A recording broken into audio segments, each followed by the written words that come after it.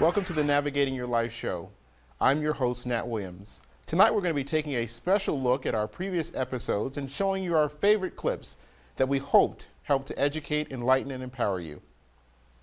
In the Reinventing Yourself Later in Life episode, career management consultants Dave Valeska and Anita Crick reminded us how we can all reinvent ourselves, especially when it comes to our careers. They discussed the wonderful career reinventions they have seen. And so what are some of the things, Dave, that you're giving them advice on? What are you working with people and companies that are trying to reinvent themselves? What are you telling them? Well, I actually work with the career management side, okay. And it's basically people who have lost their jobs through cutbacks, re-engineering, that sort of thing. And we train them on how to find their next step in their career path. One thing I'd like for you to do, Dave, you can tell the people that let people go, if they could stop finding nice words for it. Re-engineering is the same thing as being fired, so by any other name, right? Yeah. We see some wonderful reinventions. We've seen chemical engineers become chocolate makers. We have seen, I saw a controller of a company become a management recruiter. Wow. We've seen people that you would never believe would become nurses, become nursing students. And so we see people really taking to heart what we're saying, but more importantly, they're taking that leap and saying, I can do this. And it really is an incredible journey that we watch them. Some people take a huge leap. They'll go and they'll move from the corporate life into an area where they may buy a franchise, or they may buy a business, or they start their own business, or become a consultant. And that's really rewarding. Wow. Yeah. Also during this show on Reinventing Yourself, Lisa Monahan, a life coach, educated us on how we can improve our lives and ourselves. Whether it's in school at 6 years old, in order to be recognized, you have to raise your hand. So we've lived in a society for quite a number of years that has had permission and waiting for permission as the basis. And if I hear you correctly, that if you're trying to reinvent yourself, you really can't sit around and wait for that permission. No, what you really want to do is give yourself permission. And that's where, again, most people get held up or held back, because they are looking for that permission from a spouse or parents or a job to say you're okay, when what I teach people is to know that they're okay and love themselves anyway. And then that's fully being in your power. When you truly love yourself, no matter what happens, you're willing to take risks and do things in a new way. So when you say love yourself, what do you mean by that? Well, most of us don't really love ourselves very much. We go through life, and like you said, the kindergarten teacher waiting for the A, or the kid who brings home the report card to their dad and they've got all A's and one B, and the dad says, wow, you could have done better. We literally are living that vibration as we get older. So at this point in time, you get to let go of that. You get to say, no more. I'm going to do my own thing. And it doesn't matter who likes it or who doesn't. But that gets a little tricky when you're older and you have family. Sure. And how do you know, how could you tell if a person loves themselves? They radiate it. They're happy. They have that je ne sais quoi, that light in their eyes. You can tell it. And it's interesting, because when I looked at your website, it's the first thing I thought when I saw you, that you had it. Oh, really? I didn't know I had it. So well, you do have it. It's a look in your eyes. It's just a knowing. It's a comfortableness with yourself. It doesn't mean you always do everything right. Sure. It doesn't mean you're perfect. But it means you love yourself anyway. Wow.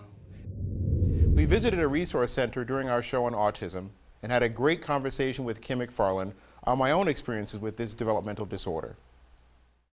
In walking around this building, there are so many resources that are available, and from the rooms with the different kind of lighting and colors and puzzles and wheeze. How do you find that that helps you in assessing youngsters for autism? Is that different modalities work with different children? It gives me, I can see the child in a variety of different settings. I can see them, maybe if they're comfortable playing a familiar game on the Wii, I can assess them or maybe talk to them a little better if they're jumping on the trampoline or swinging on the swing. So I can see them in all different settings. I can see them at their best and sometimes at their worst. I understand you have a child with autism? I do. I have an 8-year-old son, Lucas, and he has autism. I also have a 10-year-old, but he does not have autism. As I share with you, I have a son with autism, and one of the things that I find very interesting is sometimes people say to you that they're sorry that you have this as a challenge, and I don't see that as my circumstance, and but you don't know what sometimes to say back to them. But what do you say when someone says that they're sorry for It's funny, when I first started working here, there was a lady who came in and she heard that I had a son with autism, and that was the first thing she said, was that she was sorry, and I just thought how sad for her, because I feel very lucky, and he has shown me so much, and I'm just a better person for him being in the world, really. Sure. We now have to take a quick break, but up next we'll enjoy a laugh or two from some children who will be discussing their traveling experiences. So please stay with us. Do you have a community event or a special person you'd love to spread the word about? How does reaching a potential audience of 2 million viewers sound? Announce a conference, festival, fundraiser, special event, or even nominate someone in your community who's making a difference. Send us the information to include in our weekly community spotlight to the email listed below before space runs out. All events must take place between mid-September and mid-December.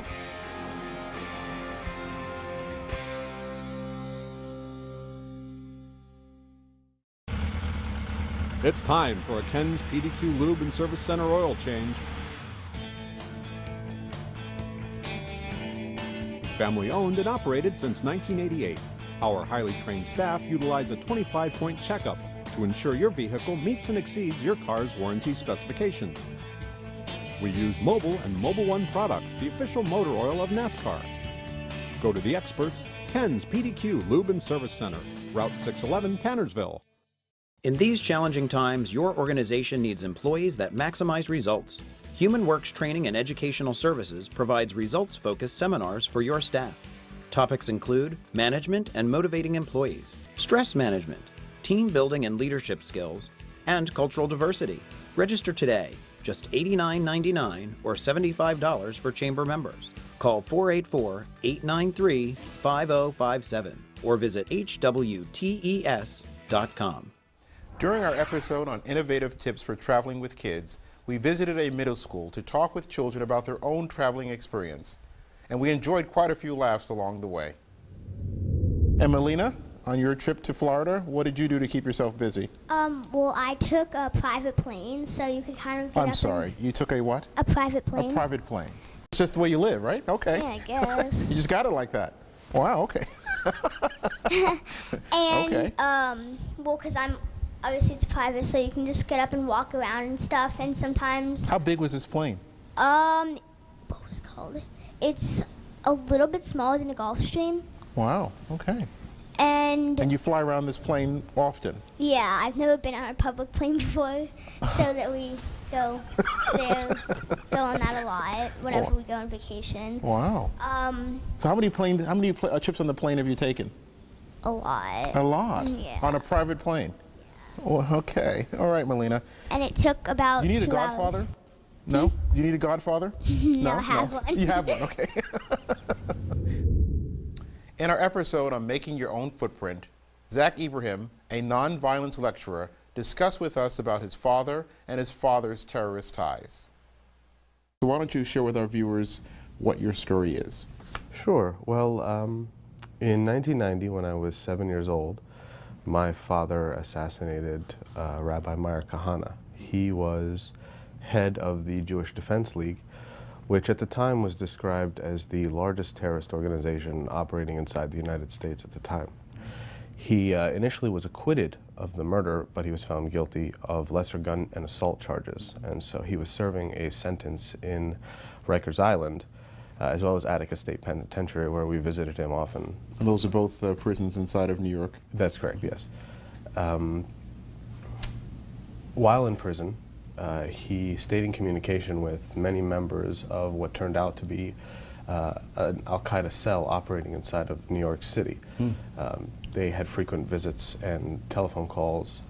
The main leader of that cell was a blind sheikh by the name of Omar Abdurrahman, who became very well known as the mastermind of the '93 bombing of the World Trade Center. While he was in prison, it was said that he helped orchestrate the attack as well as helped plan further attacks. They were hoping to bomb several landmarks inside of New York City, including United Nations headquarters, several synagogues, as well as the Holland Tunnel and Lincoln Tunnel. And so from a very young age, I was kind of thrust into this very politically charged environment. And so as an adult, trying to come to terms with all of those things, it's led me down a very interesting path as far as. Evie Blakey shared her truly amazing experience of the Holocaust during our Unsung Heroes episode, and we felt compelled to share it again with you tonight. In Europe, of Jewish children born between 1933 and 1945, between 10 and 11% survived. Wow. That's it. And of those, 98% were hidden. You know. Wow. So how were you hidden? I was hidden on a farm, and the people where we were did not know that I was Jewish. We just told them that Budapest had been bombed, our building had been bombed, and we were looking for a place to live. And we paid for a room in the farmhouse. And who's we? My mother, who actually had been deported, but she had escaped a slave labor camp and came back. So she and I and a boy cousin of mine who was 5 years older, and a friend of hers, excuse me, who had already lost her whole family. So 4 of us went to the country, and we lived in a tiny room. Wow. And we had several close calls, you know. Where people came looking. People came looking. We were playing in the yard once, and the policeman came by, saw the 2 children who weren't from the village, and said to my cousin, "What's your name?" And he, for a minute, forgot. He just drew a blank. And he knew he couldn't tell his real name. And he started sweating and was terrified. And the policeman shook him and said, "I asked you your name." And I remembered it. And I said, "His name is Janos Schmutzler, leave him alone." And he said, "Well, why doesn't he talk?" And I said, "We come from Budapest." He's shell-shocked. It's funny now, but when you think that at that age you learn to lie so quickly, it's terrifying. We even enjoyed some live entertainment during our episode on foster care and adoption when Sean Everson, a foster child, sang us a song. So welcome to the show, Sean. Hello. Good. How old are you? 12. 12. And I understand that you are free for adoption. Yes. And you've been available for adoption for a little while. Okay. And do you want to be adopted? Yep. Why? Because I haven't had a family in a while. And what does a family mean to you? Love and trust. Okay, very good. And what grade are you in? 6th. 6th grade. And how well do you do in school? Pretty good. Okay. And what are your grades like? Pretty good. My 2 best subjects are science and math. You're kidding. Wow. That's wonderful. That's outstanding, because those were my 2 worst subjects. Wow, that's wonderful. And what do you want to do with yourself when you become older? Sing. Sing. You want to sing? Love is gone. I'm still all alone. How could this be that you're not here with me? You never say goodbye. Will someone tell me why? Did you have to go and leave my world so cold? Every day I sit and ask myself, how could this be? Could this be? Someone who whispers in my ear and says, and you are not alone. Well, we're now going to take another break. When we come back, we're going to recall some great tips on avoiding financial mistakes.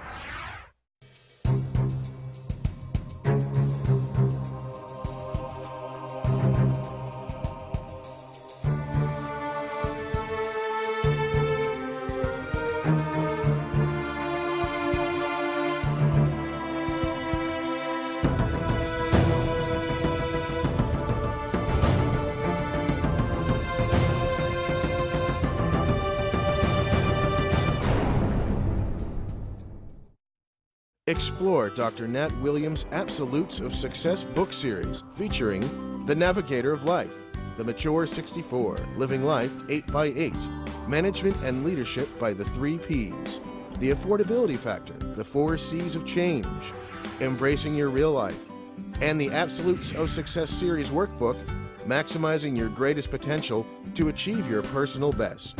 All books available at drnatwilliams.com or amazon.com. It's about changing the world in which we live. It's about playing, living, and working together. It's about escaping from special programs. It's about finding leadership. And social justice. The Pennsylvania Developmental Disabilities Council believes that disability is a natural part of the human condition. We are working to create a commonwealth where all people thrive in shared citizenship. And everybody wins. Enrich your life at Sacred Heart Villa, situated atop Mount St. Michael on 40-plus scenic acres. Our caring staff includes missionary sisters and on-site licensed nurses 24/7. We offer medical reminders as well as dispensing medication and transportation to medical appointments. With excellent food, fun events, a spacious hall, safe rooms, and much more, your life will be enriched. Call 610-929-5751 or go to sacredheartvilla-readingpa.org. We had some wonderful advice on avoiding common financial mistakes provided by Yvonne Candy and Jim Kniper, including a story all of us could remember. I don't believe that you're never too young to save, first of all, and I don't believe it has anything to do with the amount of money you have, whether it's $5 or $5,000. Yvonne, you bring up a really good point that over the years we've heard of a janitor, we've heard of a housekeeper, we've heard of people that didn't have a lot of money that left a lot of money to institutions. Very wealthy, millions and millions of dollars.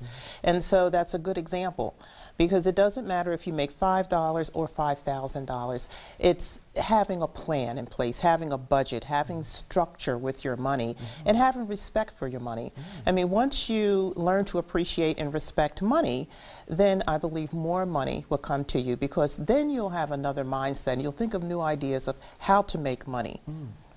I used to live next door to a bar when I was a younger fellow, and every Saturday at 1 o'clock, a fellow used to come there and buy a 6-pack of beer, be back at 3 o'clock, buy another 6-pack of beer.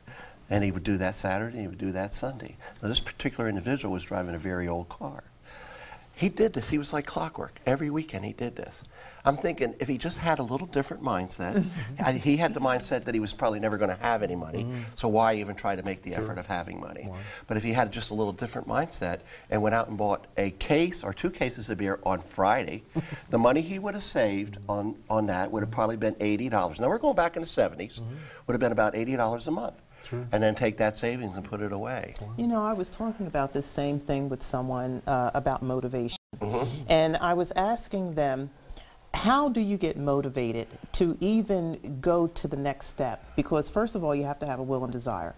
And you have to have a will and desire to educate yourself, you know, to go out there and find this information. I think that's what this show is all about. So you want to know, how do you get yourself motivated? Well, first, you got to be around the right people, places, and things. I mean, you take a show like this. You know, people flip channels and they'll just flip right by this show. You know, why flip by the show when you can find out a wealth of information right here and put it into action and start building your wealth? Our show, Diets That Work, provided some useful information on managing our weight. In this clip, Dr. Martine Scanavino shares some myths on eating habits. The mixed vegetables here, the vegetables on their own, maybe you're talking 40, 50 calories to the serving. The little drizzle of olive oil is going to add about another 40 calories to it. So figure about 80, 90 calories for the vegetables, and that's a nice big helping though. We're not talking half cups here. That's a good plate full when we plate our food. And a 3-ounce piece of salmon, which is a little bit smaller than this, if I cut a little piece off of that, that's going to be about 200 calories. So for about 500 calories, you can get, or a little less, you can get a really substantial meal. You see when we put it on the plate, just how nicely that all comes together. And one of the things that people say is that you shouldn't eat your heavier meal at the end of the day because you don't have a chance to. I see your eyes are rolling, so I'll let you. I'll let you. Yeah. Oh, my eyes do that a lot. Ask my students. How often does Dr. Scanavino's eyes roll back in her head? Yeah, it's time of day doesn't really matter. The research doesn't really play out that way. What we're seeing is the time you eat your meal isn't as important as what you're eating in the day. If you overeat by 500 calories that day, it's not that you're going to burn it off that day because you're not getting any more activity in. So it's a total balance at the end of the day. We had a great discussion with some college students about the dangers and unfortunate presence of drugs during our show on substance abuse. Well, I want to thank you, Nadine and Ryan and Tina, for joining us today. What has been your awareness or experience with drug use or substance abuse among young adults? I think that's becoming more of a socially accepted thing that's becoming more popular here, like in the U.S. And I think as students, or whether high school or college or much older than that, are becoming more aware of and I guess participating more in. Wow. I would say like growing through high school, like it would be common for them to use it. It's common to talk about it. It's common to, you know, invite even. So it's, like Nadine said, socially acceptable now. It's getting more socially acceptable, I think. And if you were asked to speak to people who were having a problem with substances and could give them some words of advice, what would you say? Well, I will try to inspire them and motivate them, because I feel like a lot of people that do drugs, they might have problems at home or other reasons, and they might feel like they're not, you know, they might not be able to accomplish their dreams because of other reasons. So I will try to inspire them and tell them that they can do it, and there are other things in life that it's more beautiful than. I would just say, like, life has so much to offer, and once like you're on substances and stuff, that becomes your life. And like if you're on it, then you can't experience everything else that life has to offer. With all shows, bloopers are inevitable. Here are a few of our favorite clips that you generally don't get to see until now. We're going to take a break, and when we come back, we're going to be speaking with who? In addition, 84% of a typical household's waste, and that's including their food scraps and the yard waste and the paper and cardboard, and I just spit.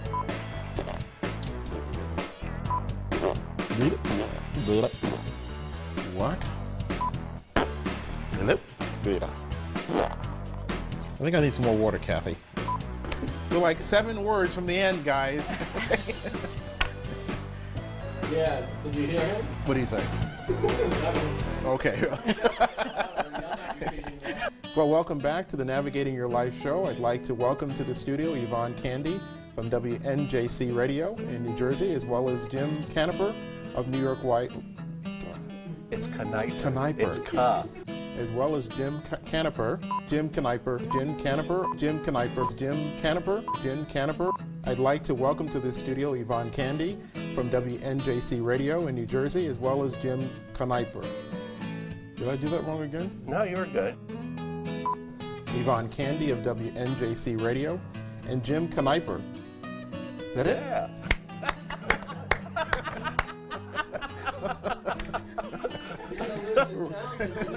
Sorry. Oh. We hope you enjoyed those laughs, but we now have to take a break. When we come back, we'll revisit our great surprise for one of our first guests. Ready for some fun? FunWorks assists individuals with and without disabilities to participate in community activities. These activities are provided in small settings for 1 to 8 individuals with at least 1 to 2 direct support professionals. We visit places like Dollywood, Willow Valley Inn, Phillies Games, Iron Pigs Games, the Lehigh Valley Zoo, and more. Let us know your dream trip. Our staff is dedicated to ensuring your dream activities come true. For more information, call 888-966-9466 or visit funworksinc.org. At Bridge to Creative Learning and Child Care Center, your child will learn and play the creative way in a safe and secure environment. We offer a fun and caring educational-based atmosphere and allow parents to monitor their child's activities.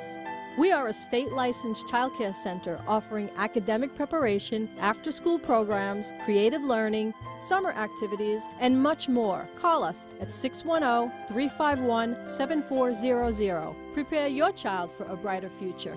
Do you want to achieve your personal best? Then join Dr. Nat Williams for the Absolutes of Success series Attaining Your Personal Best workshop in Bethlehem, Pennsylvania on either Saturday, September 11th or 25th from 9 to 5. Workshop highlights include a better understanding of challenging life events, life's least common denominators, reframing, and developing a solid plan for the future. Register today, only $50, which includes the Absolutes of Success series workbook. See you there. During our episode on supporting military families, we surprised a wife of a returned veteran with a much-needed gift. I understand you have a little challenge when it comes to a car. Would you share with us what that challenge has been? Right when my husband deployed in July, my kids and I drove here, and about 3 weeks later, somebody hit me and ran, and it totaled my car. Wow. And my kids and I have been walking to the grocery store and to wherever we had to go since August. Right. When we see something that's wrong, our goal is to do something about it. And so in line with that, we reached out to Faulkner Chevrolet, and they have been kind enough to work with us to provide you with a new car. It's not brand new, but it's reliable and it works. We want to know if you'd like to go see the car. I would. Thank you so much. So you're more than welcome.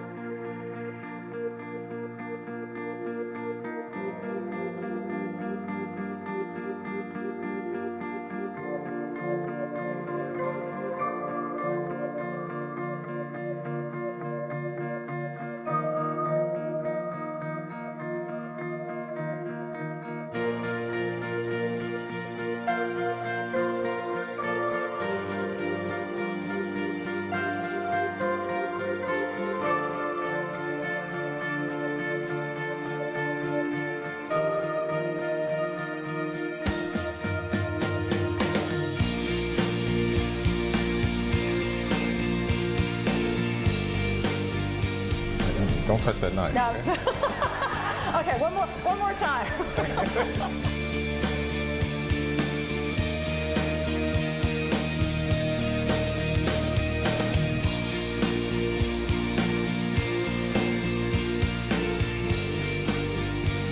Best of luck, okay? Thank you so much.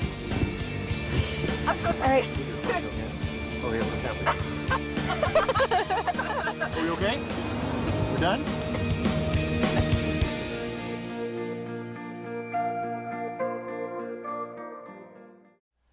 We want to thank you so much for watching, letting us into your homes, and hopefully giving you some shows that have educated you, enlightened you, and empowered you and your family. We've had a great time and look forward to more exciting shows to come. Be well. Thanks for watching.